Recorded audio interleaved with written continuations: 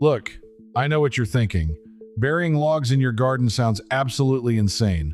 But 6 months ago, I took 12 logs, inoculated half of them with mushroom spawn, buried all of them around my tomato plants, and the results honestly changed how I think about feeding plants. Because here's the thing nobody tells you about gardening. Your plants aren't just sitting there absorbing nutrients through their roots like little vacuum cleaners. There's this whole underground highway system that can form between fungal networks and plant roots, and I wanted to see if I could hack that system by giving it a head start with pre-colonized logs.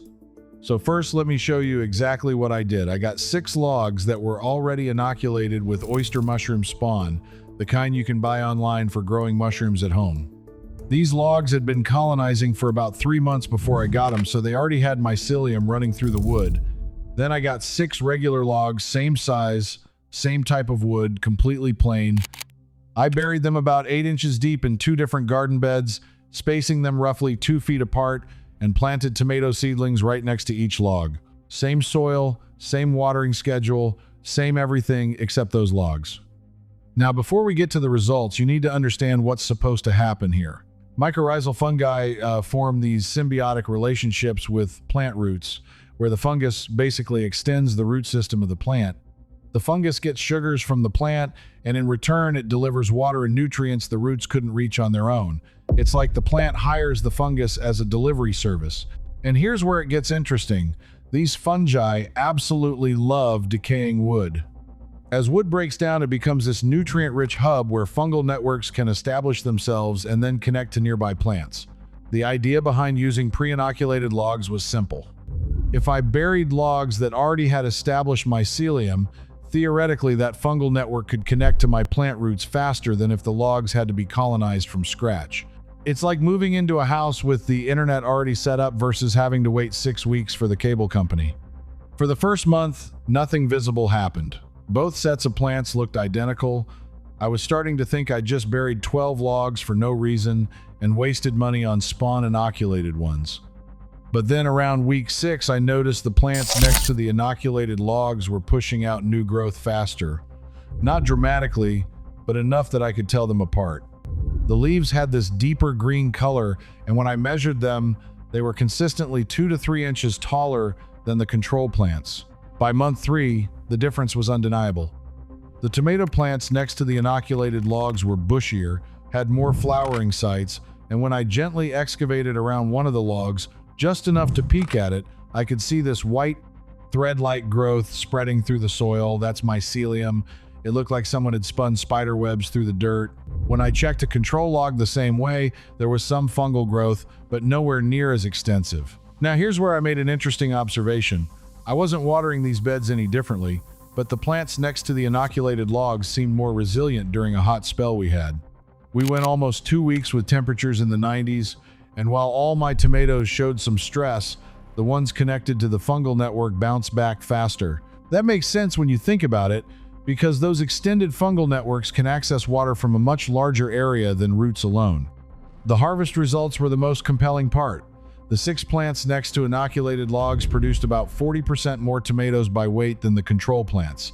40% from the exact same variety, planted the same day, in the same type of soil.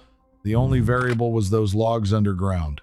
But I also wanted to know what was happening to the logs themselves, because decomposition was part of the experiment. At the 6-month mark, I dug everything up.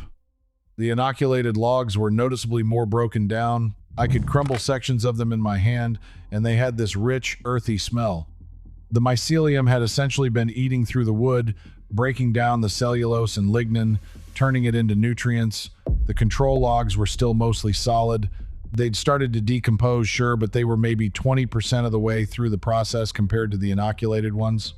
Some of you might be wondering if the type of mushroom spawn matters. I used oyster mushroom spawn because it's aggressive and colonizes wood quickly, but I've read about people using shiitake spawn or even just buying those mushroom grow kits and burying the spent blocks after harvesting mushrooms from them. The principle is the same. You're introducing established mycelium into your soil.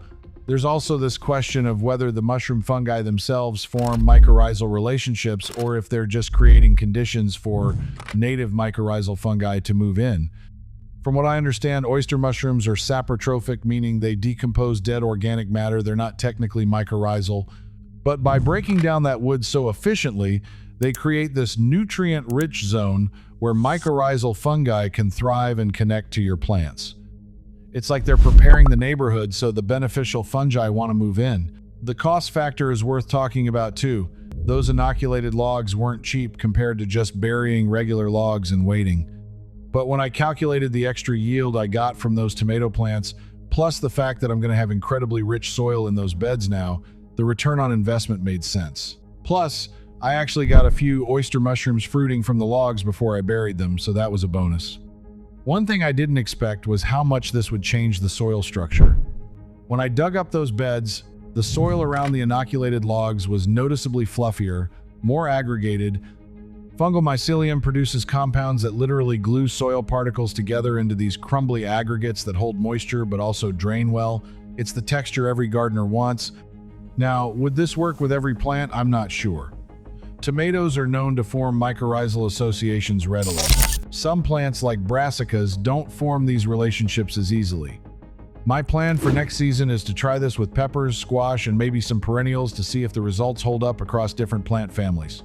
The time factor is probably the biggest consideration. If you're burying regular logs, you might be waiting a full year or more before they're colonized enough to make a difference.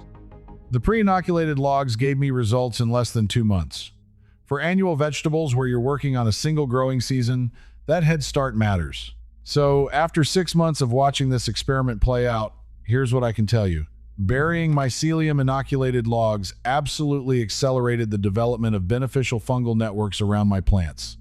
The visual difference in fungal growth was obvious, the plant health difference was measurable, and those inoculated logs broke down significantly faster than the controls. If you're looking for a way to build living soil and support your plants beyond just adding compost, this method actually works. It's not magic, it's just taking advantage of the partnerships that already exist in nature and giving them a running start.